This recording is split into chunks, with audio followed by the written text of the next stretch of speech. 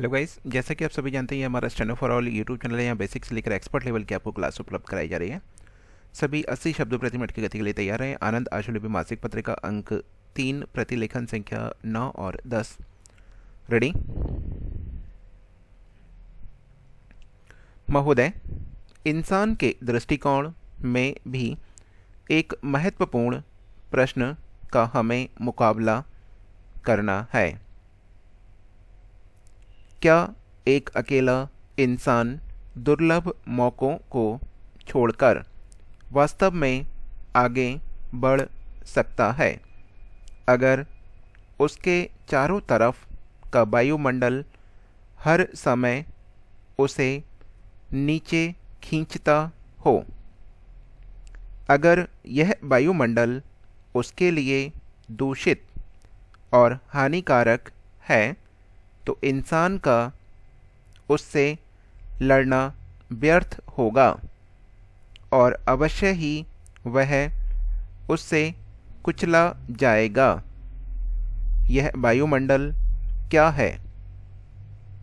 उसमें वे पैतृक विचार, दुराग्रह और संदेश शामिल हैं जो दिमाग पर बांध लगा देते हैं और इस बदलती दुनिया में प्रगति और परिवर्तन को रोकते हैं।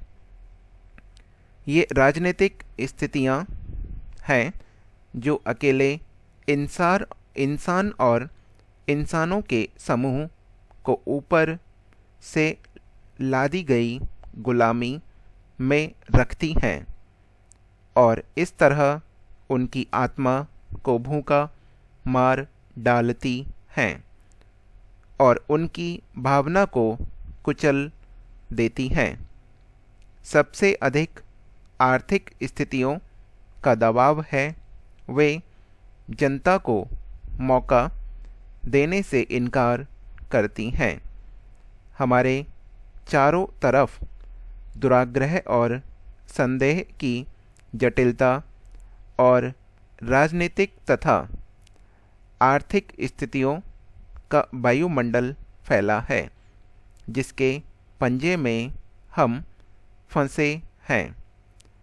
आज की शिक्षा प्रणाली सारे नामवर गुण सिखा सकती है लेकिन जिंदगी और ही कुछ लिखती है और जिंदगी की आवाज़ कहीं ऊंची और तेज है। सहकारी प्रयत्न के लाभ आप बता सकते हैं लेकिन हमारे आर्थिक ढांचे का आधार गला काटने वाली प्रतिस्पर्धा पर है और एक आदमी दूसरे को मारकर ऊपर उठना चाहता है जो अपने प्रतिद्वंदियों को पछाड़ने में और कुचल डालने में सफल होता है उसी को चमकदार इनाम मिलता है। क्या इसमें कोई अचरज है कि हम युवक उस चमकीले इनाम की ओर खींचें और दावा करें कि लाभ के इच्छुक इस समाज में उस इनाम का पाना सबसे अधिक वांछनीय गुण है। इस देश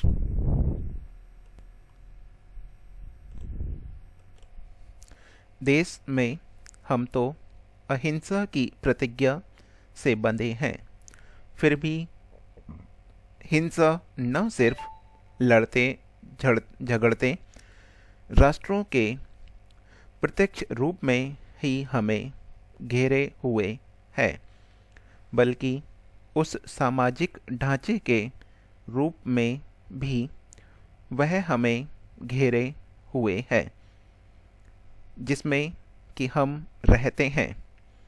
इस हिंसा भरे वातावरण में सच्ची शांति या अहिंसा उस समय तक कभी भी हासिल नहीं हो सकती जब तक कि हम उस वायुमंडल को ही न बदल दें। उन आदर्शों के बावजूद जिन्हें हम स्वीकार कर सकते हैं, हमारी शिक्षा प्रणाली इसी वायुमंडल की उपज है।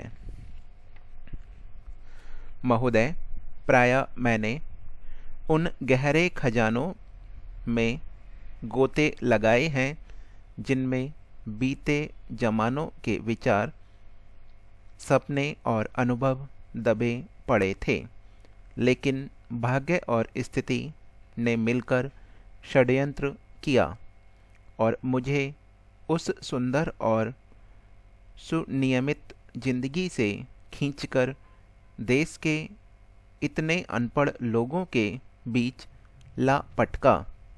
मैं बहुत से पुरुषों और स्त्रियों से मिला।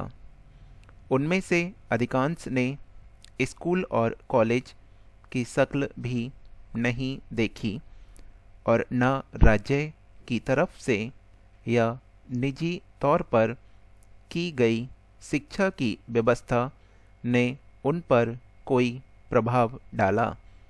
आखिर शिक्षा से बढ़कर आकर्षक और महत्व रखने वाली चीज आज और क्या है? लड़ाइयों में जूझती इस दुनिया में दुख भरे हैं, झगड़े हैं और हजारों समस्याएं हैं जो हमें सता रही हैं।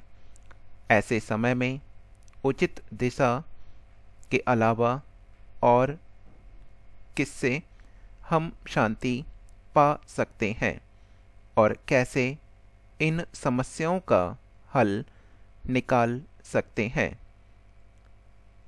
मुझ जैसे अनाड़ी आदमी के लिए जटिल प्रश्नों पर यहाँ चर्चा करना कहाँ संभव होगा।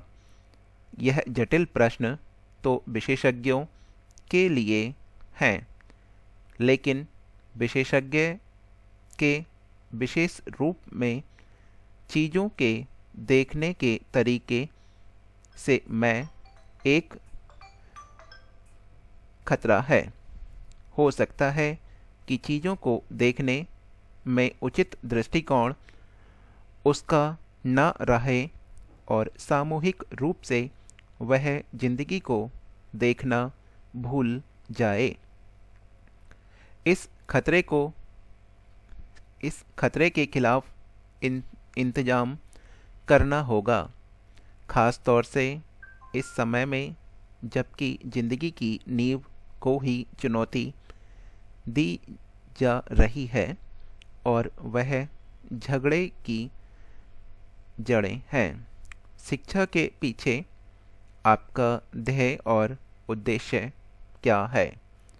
जरूर ही आप बढ़ती पीढ़ी को जिंदगी के लिए तैयार करते हैं, पर आप जिंदगी को कैसे सांचे में ढालना चाहते हैं? क्योंकि अगर उस सांचे की साफ तस्वीर आपके दिमाग में नहीं होगी तो जो शिक्षा आप देंगे वह दिखावटी और दोषपूर्ण होगी। उद्देश्य भी उससे कुछ न होगा और आपकी समस्याएं और कठिनाइयां बढ़ती ही जाएंगी। यह बात संसार में स्पष्ट है कि यही वायुमंडल हमारी बहुत सी मुसीबतों का कारण है। बहुत समय से शिक्षा का आदर्श आदमी की प्रगति करना रहा है।